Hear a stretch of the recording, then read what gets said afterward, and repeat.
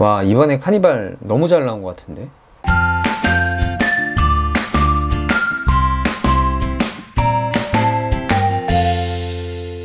안녕하세요, 제가 바로 이창입니다. 오늘도 영상을 보러 와주셔서 감사합니다. 오늘은 카니발이 나왔죠. 풀체인지가 카니발 풀체인지가 나와서 가격을 좀 보면서 옵션은 어떤 건 있는지, 카니발의 상품성에 대해서 한번 체크를 해보도록 하겠습니다. 그냥 바로 카니발 가격표를 보면서 한번 말씀을 드려보도록 할게요. 일단은 먼저 카니발 디자인이 겁나 예쁘죠.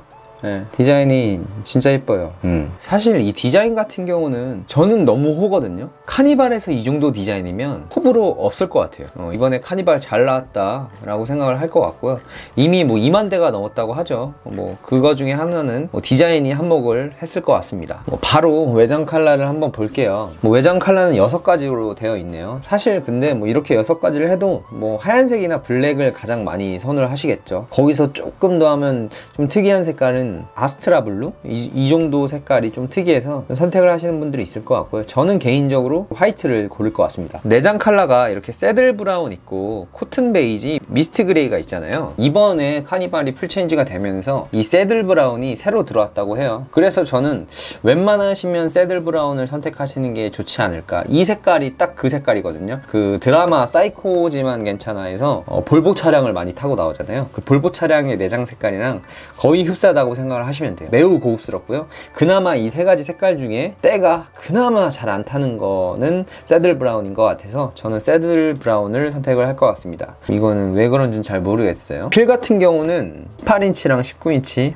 디자인은 저는 그냥 그래요. 넘어가고, 파워트레인 같은 경우는 스마트 스트림 가솔린은 3.5L가 나오고요. 디젤 같은 경우는 2.2L가 나옵니다. 둘 다 변속기 같은 경우는 8단 자동 변속기를 사용을 하고 있어요. 저는 카니발 같은 차량이라면 DCT를 넣었으면 아마 폭망을 했을 거라고 생각을 하는데 다행히 자동 변속기를 넣어줬네요. 요즘 기아가 약간 DCT병 걸려가지고 DCT를 막 넣고 있는데 DCT에 대한 자부심이 대단한가 봐요 지금. 근데 저는 카니발이라고 하면 그래도 좀 편하게 운전을 해야 되니까 자동 변속기가 있는 게 좋은 것 같습니다. 그리고 좀 여기서 알아봐야 될 게, 전 모델에 비해서 가솔린 같은 경우는 배기량이 좀 늘었어요. 3.3L에서 3.5L로 늘면서 최고 출력도 지금 294마력이 되죠. 출력은 한 14마력 정도가 증가를 했고요.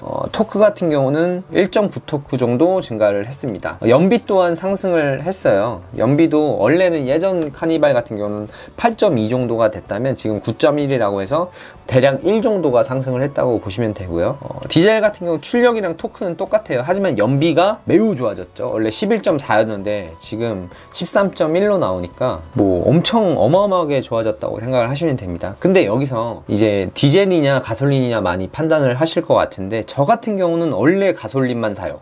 원래 디젤을 굉장히 안 좋아하고, 이 영상을 한번 보시면 제가 디젤을 얼마나 안 좋게 생각하는지에 대해서 영상이 나와 있는데, 사실 이 정도의 연비 차이면요 디젤을 가야 돼요. 제가 이게 옛날 11.4였다고 하면 그 정도 갭 차이라고 하면 저는 그냥 가솔린을 갔을 것 같은데, 이 정도 연비 차이는요 그냥 연비가 4 정도 차이가 아니고요, 만약에 고속도로를 한번 운행을 해보신다 하면 18 정도? 18 정도는 충분히 찍히는 연비거든요. 복합 연비가 이 정도면. 그랬을 때 저는 그냥 좀 가격이 조금 더 비싸더라도 디젤을 선택을 할 것 같습니다. 제가 물론 디젤 싫어하지만 이번 카니발 같은 경우는 디젤이 답인 것 같아요. 워낙 연비가 좋게 나와서. 근데 여기서 한마디 더 말씀을 드리고 싶은 게, 연비가 매우 좋아졌는데 이게 엔진이 개선이 된 건 아닌 것 같아요. 물론 어느 정도 세팅 값은 달라졌겠지만 출력이랑 토크가 똑같은 걸로 봐서는 엔진 자체는 똑같이 가는 걸로 보이고요. 대신에 이제 플랫폼이 바뀌면서 차체 공차 중량이 매우 줄어들었다고 해요. 기존의 카니발보다 거의 가솔린이나 디젤이나 140kg 정도가 공차 중량이 줄어들었어요. 그래서 이 연비의 영향은 그냥 공차 중량이 줄어들어서의 영향이 매우 크다고 볼 수 있습니다. 시트 같은 경우는 7인승, 9인승, 11인승 있는데 11인승 사실 분들은 영업용이겠죠. 렌터카나 그런 걸로 영업용을 사실 거니까 이거는 고민도 없이 11인승을 구매를 하실 것 같고, 이 7인승이냐 9인승이냐 고민을 하실 텐데, 저 같으면 저는 머리로는 9인승 9인승인데 가슴 오르는 7인승인 약간 좀 애매한 입장이에요. 저는 제가 만약에 진짜 구매를 한다고 하면 진짜 많이 고민을 할 것 같은데 그래도 9인승이 좀 더 낫지 않나. 일단 카니발을 구매를 하시는 분들은 9인승을 구매를 하셔야 일단 세제 혜택을 보고요. 혜택 플러스 제일 중요한 게 있죠. 버스 전용 차선을 9인승은 갈 수 있잖아요. 그래서 저는 카니발 9인승을 탈 것 같습니다. 버스 전용 차선 타는 게 아주 개꿀이에요. 특히 그 강남에서 성남 가는 게 더럽게 막히는데 물론 6명 이상이 무조건 타 있어야 돼요. 안 되면 그거는 안 됩니다. 근데 사실 제가 아까 말씀드렸다시피 7인승을 제가 고민을 한 이유는요, 이 파워 리클라이닝이랑 원터치 릴렉션 모드예요. 이게 무슨 소리냐면 다들 퍼스트 클래스 한 번쯤은 다들 타보셨을 거 아니에요. 그런 거 타보셨을 때 다리까지 올라가면서 약간 침대처럼 좀 변하는 고급 의자 같은 느낌을 줘요. 7인승은.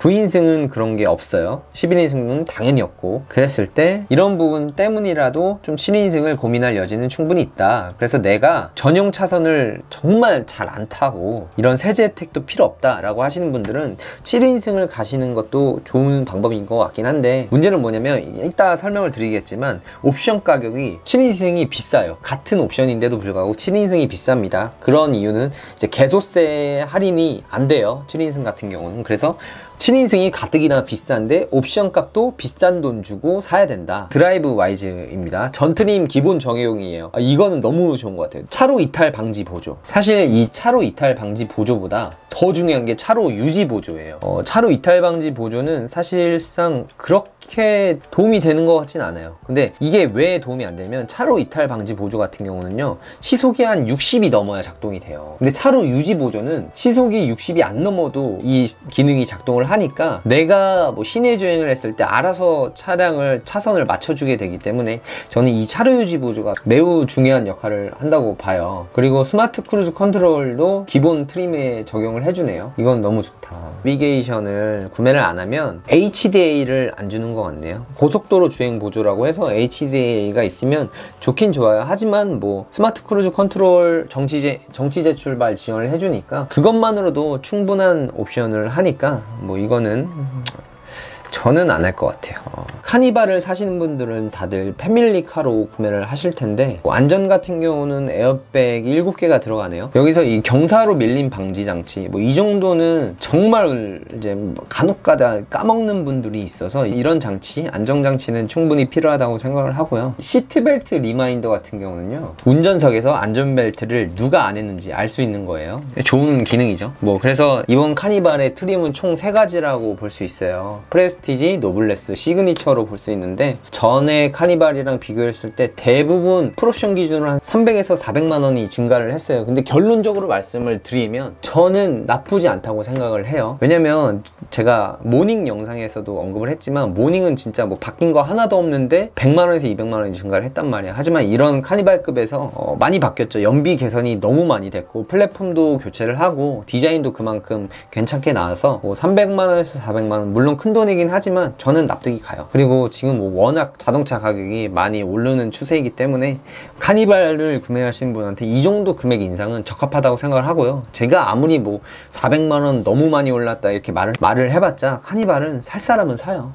네, 그래서 프레스티지 등급에서 가장 눈여겨봐야 될 것은요, 일단 LED 헤드램프가 들어간다는 거죠. LED DRL이랑. 하지만 리어는 아니랍니다. 계기판 같은 경우는 4.2인치가 들어가네요. 사실 그 차급에 비해서는 좀 작긴 해요. 뭐 스마트 키는 뭐 당연히 들어가야 되는 거고, 원격 시동을 포함을 해주네요. 이거는 뭐 반가운 옵션이고요. 이런 거는 뭐 사실 뭐 다른 차에도 깡통에도 요즘은 이 정도 급 되면 깡통에도 다들 들어가야 되는 거니까 이런 거는 뭐 그냥 넘어가도 되는데, 8인치 디스플레이를 탑재를 해주네요. 그리고 카니발 같은 경우 크기가 좀 커졌어요. 전장이 한 4cm 정도가 늘어나고 폭이 1cm 정도 늘어났습니다. 휠베이스도 3cm 정도 증가를 했으니까 아마 직접 가보셔서 타보시면 전작 카니발에 비해서 좀 더 실내 공간이 넓게 느껴지실 거예요. 실제로도 크기도 커졌고요. 노블레스 트림은 프레스티지 대비 디젤 기준 430만 원 정도가 증가를 했네요. 진짜 많이 증가했네. 진짜 외장 외관을 조금씩 고급스럽게 해줬네요.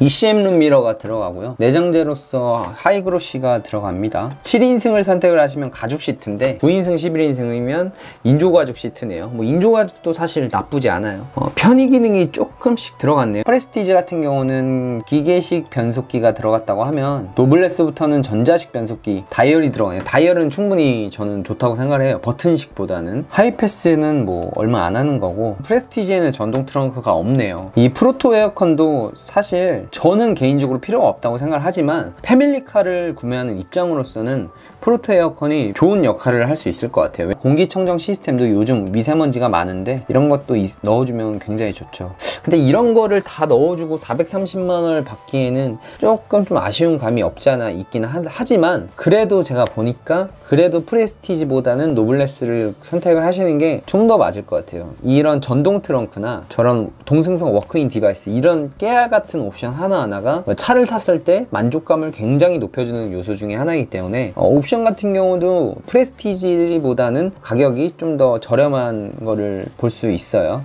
자, 다음 트림 시그니처인데요. 시그니처는 노블레스 대비 약 400만 원이 추가가 됐네요. 외장 같은 경우는 타이어를 컨티넨탈 타이어로 바꿔준다? 그 정도가 장점이라고 볼 수 있겠고, 드라이브 와이즈도 HDA를 주게 되네요. 드라이브 와이즈가 시그니처를 선택을 하시게 되면 HDA가 그냥 공짜로 딸려오게 됩니다. 시그니처를 선택을 하시면 이제 12.3인치 계기판이 들어가요. 물론 이 계기판이 간지가 나요. 충분히 간지가 납니다. 이것도 좀 선택의 여지가 있을 것 같아요. 앰비언트 라이트가 여기 있다는 거는 노블레스나 프레스티지에는 안 달려 있다는 뜻이겠고, 만약에 저 같으면은 그냥 싸제로 앰비언트 라이트를 굳이 이것 때문에 시그니처를 갈 이유는 모르겠어요. 여기 이것도 7인승만 납파 가죽을 주네요. 이런 거는 좀 최상위 트림인데 다 넣어주지, 좀 아쉬운 거고요. 기아펜은 솔직히 잘 안 쓰고, 메모리 시스템도 들어가 있네요. 이것도 뭐 좋은 옵션인데, 카니발을 타시는 분들한테는 필요가 없을 수도 있어요. 카니발은 보통 아빠 차라고 부르죠. 그 이유 중에 하나가 아빠가 타니까. 아빠가 뭐 2명이진 않을 거 아니에요. 이 뭔 개소리야!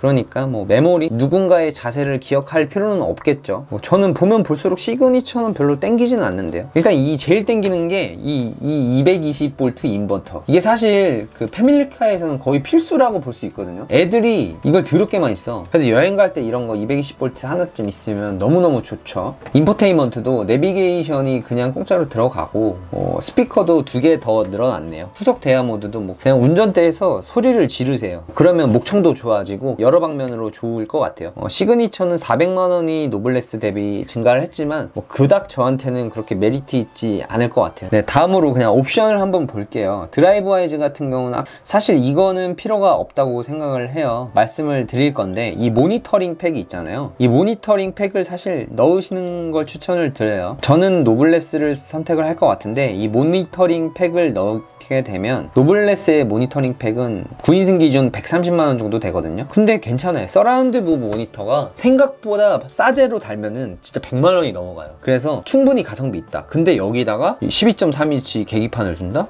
개꿀이죠. 이거 무조건 해야지. 그리고 카니발이 생각보다 주차를, 물론 이 카니발을 사실 정도의 아버님들은 주차를 많이 잘 하시겠지만, 간혹 가다가 정말 골목길이나 그런 데는 물론 감으로 운전을 해야겠지만 센서들이 있겠지만 서라운드 뷰가 있으면 좀 더 원활하게 할 수 있고 내가 자신감을 가질 수 있어요. 그래서 130만 원의 값어치는 충분히 한다고 생각을 하고요. 그랬을 때 이 서라운드 뷰 모니터를 달게 되면 이런 후측방이나 후방교차 충돌 방지 보조가 저는 필요가 없다 이거죠. 그냥 후석 승객 알림 이런 거, 안전하차 경고, 뭐 그냥 안전하게 하차하도록 좀 도와주세요. 그게 좋습니다. 듀얼 선루프 같은 경우도 좀 고민을 해볼 여지가 있죠. 85만 원 정도 해요. 노블레스 9인승 기준 85만 원 정도 하는데, 이게 듀얼 선루프를 보시면 되게 존만해요. 파노라마 선루프가 아니에요. 그러니까 85만 원인 거예요. 저는 파선이 아니니까 안 될 것 같습니다. 스타일을 달지 않으면 리어 부분이 벌브 타입이에요. 이게 너무 치명적이라서 사실 저는 그렇게 외관 같은 거를 그렇게 막 따지는 편이 아닌데, 전 이번 카니발만큼은 그래도 외장을 좀 신경을 썼으면 좋겠습니다. 왜냐면 이런 외장을 신경을 써야 우리 애기들 태우고 막 학교 갔다 왔다 갈다 할 때 애기들도 요즘 애들이 진짜 장난이 아닌 게 이 카니발이 무슨 트림인지 안다니까요, 진짜.